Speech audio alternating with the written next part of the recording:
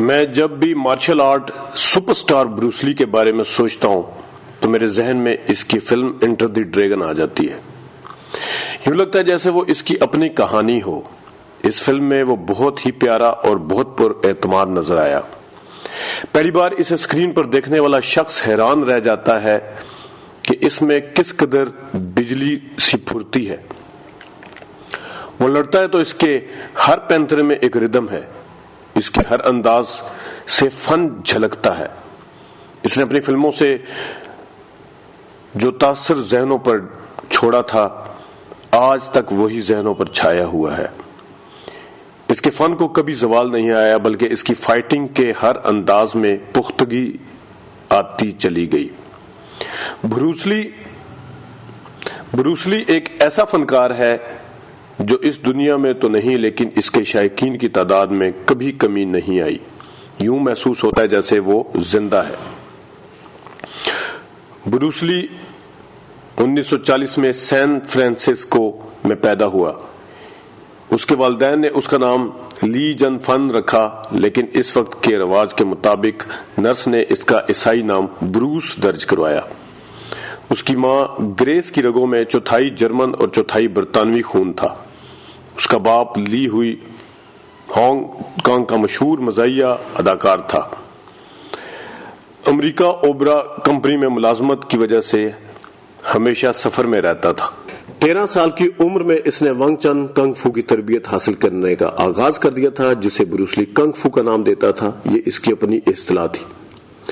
Bruce Lee کے بارے میں اس کے دوستوں کا کہنا تھا کہ بروس لی تربیت حاصل نہیں کرنے آتا تھا، بلکہ اس نے صحیح معنوں میں گلیوں میں لڑنا سیکھا تھا۔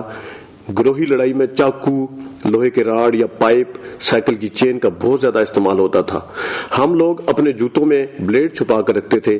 جب کبھی لڑائی کا سامنا کرنا پڑ جاتا تو ہمارے لیے اس کا استعمال مشکل نہیں ہوتا تھا۔ بروس کی حیثیت ایک بچے کی سی تھی، لیکن ہر کوئی اس سے خائف تھا کہ وہ بلیڈ کا استعمال بڑے اچھے انداز اور آسانی سے کر لیتا ہے۔ بظاہر امریکہ میں بروس لی خود کو اجنبی محسوس کر رہا تھا۔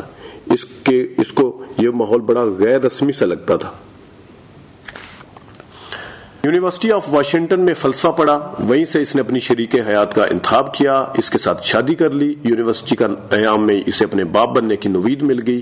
انہی دنوں بروس لی نے ایک فیصلہ کیا کہ وہ عام آدمی کی طرح زندگی نہیں گزارے گا، بلکہ دنیا کی تاریخ میں بہترین فائٹر کی حیثیت سے اپنی پہچان بنائے گا۔ وہ صرف مارشل آرٹ نہیں بننا چاہتا تھا اور نہ ہی وہ خود پر مارشل آرٹ کی چھاپ لگوانا چاہتا تھا، بلکہ یہ تسلیم کروانا چاہتا تھا کہ وہ ایک بہترین فائٹر ہے جسے تسخیر کرنا مشکل ہے۔ مارشل آرٹ سیکھنے والا پہلا فرد اس کے بارے میں رائے رکھتا تھا کہ بروس لی عقاب کے مانند جھپٹتا تھا۔ اس کی حیثیت ایک ڈیم کی سی تھی جسے توانائی پیدا کی جا سکے۔ طاقت اس کے بدن سے خارج ہوتی ہوئی محسوس ہوتی تھی۔ بروس لی یہ محسوس کرتا تھا کہ طاقت کے زور سے وہ پھٹ جائے گا، اس قدر وہ اپنے اندر طاقت رکھتا تھا۔ سین فرانسسکو میں چائنا ٹاؤن میں 1964 میں کنگ فو نامی اسکول کھولا۔ 60 کی دہائی میں اہل مغرب کنگ فو فن کے بارے میں بالکل ناآشنا تھے۔ چینی تربیت یافتہ اس فن کو اپنے محدود رکھنا چاہتے تھے۔ جب وہاں کے چینی طبقے نے محسوس کیا کہ بروس لی یہ فن اپنے طبقے سے باہر تک کے لوگوں میں پھیلانا شروع کر دیا ہے اور باقاعدہ اس کی تربیت دیتا ہے، تو اس نے بروس لی کے پاس اپنا نمائندہ بھیجا اور اس نے جا کے بروس لی کو چیلنج کیا کہ تم اگر مجھے ہرا دو تو پھر تم یہ غیر چینیوں کو تربیت دے سکتے ہو، اگر تم ہار گئے تو تمہیں اپنا یہ اسکول لپیٹنا پڑے گا۔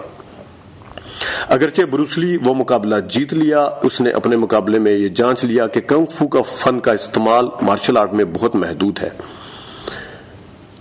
اس نے اپنے وضع کردہ نئے داؤ اور پینتروں کو جسے کنگ فو کا نام دیا تھا، اس کا مظاہرہ لاس اینجلس میں منعقدہ کراٹے ٹورنامنٹ میں کیا، اور وہاں پر بروس لی کا خاندان لاس اینجلس میں منتقل ہو گیا تھا۔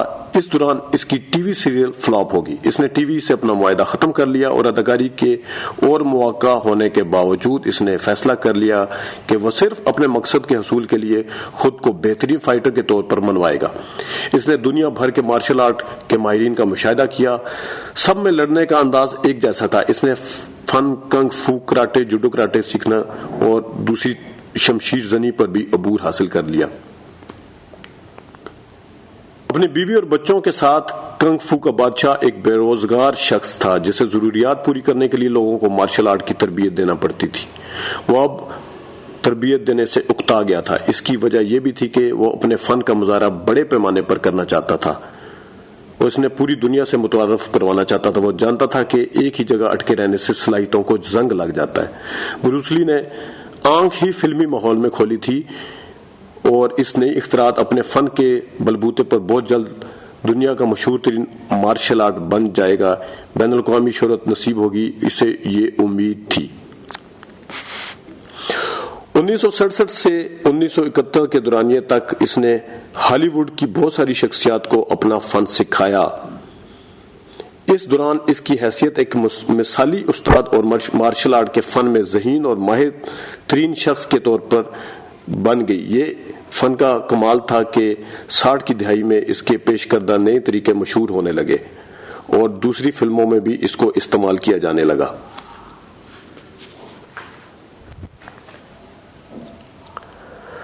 بروس لی نے ہالی ووڈ کے فلم سازوں کو یہ باور کروانے کی کوشش کی کہ مارشل آرٹ میں زیادہ لطف ہے اور شائقین کے لیے زیادہ کشش کا باعث ہے، لیکن 6 سال تک کسی نے بھی اس کی بات پر کان نہ دھرا اور اس کو کوئی موقع فراہم نہیں کیا سوائے اس کے کہ اس نے دی واریر کے نام سے ایک کہانی لکھی جسے 90 منٹ کے لیے ٹی وی پر بنانے کی تجویز دی گئی۔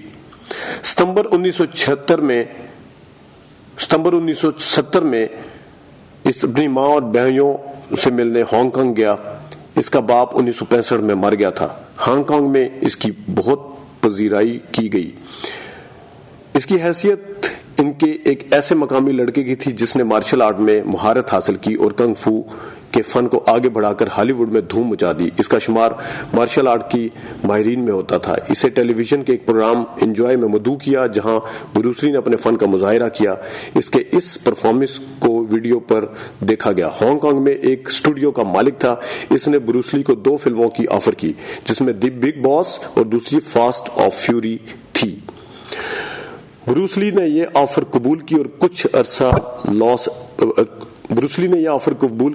عرصہ کے بعد لاس اینجلس واپس آ گیا۔ Film the big boss release ہونے کے بعد اس نے دھوم مچا دی۔ جہاں بھی چلی باکس آفس پر ہٹ ہو گئی اور ہر جگہ اس نے نئے ریکارڈ قائم کیے۔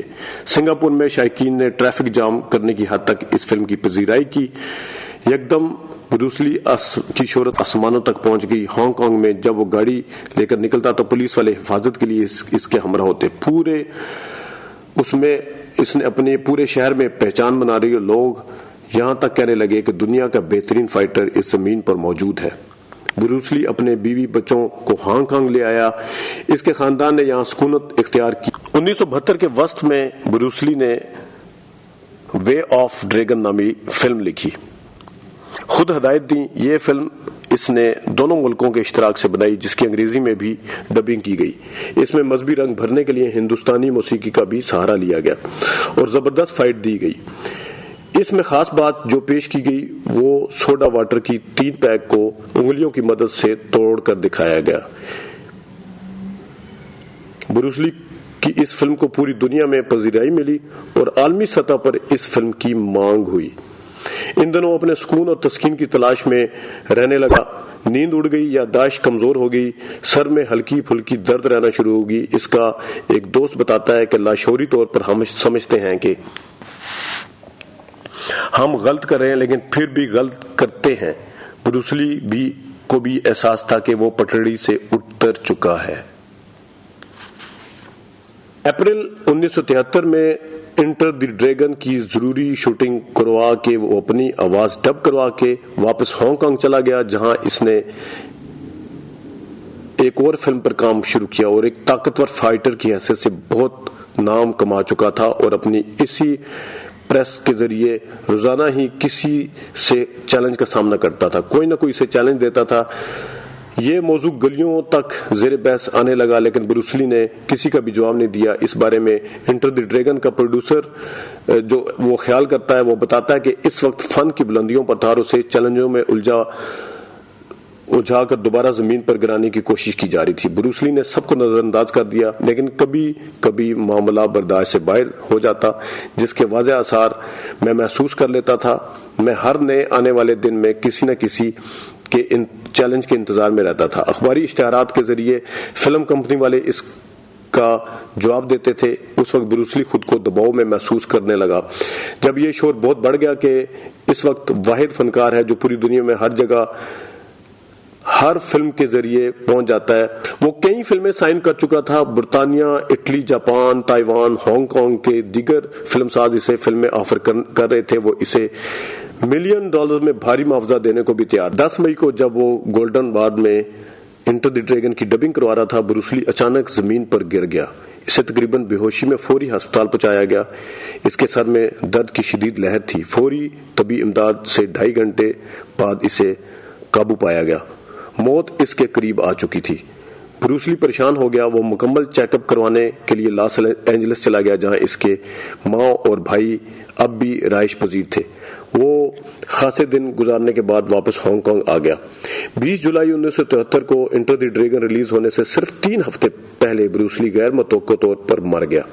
بروس لی کی موت پر اس کی بیوی نے اخبارات کو بیان دیا کہ وہ اپنے کمرے کے باہر باغ میں ٹہل رہا تھا کہ اچانک گرا اور موت واقع ہو گئی۔ تقریباً 25,000 افراد نے اس کے جنازے میں شرکت کی۔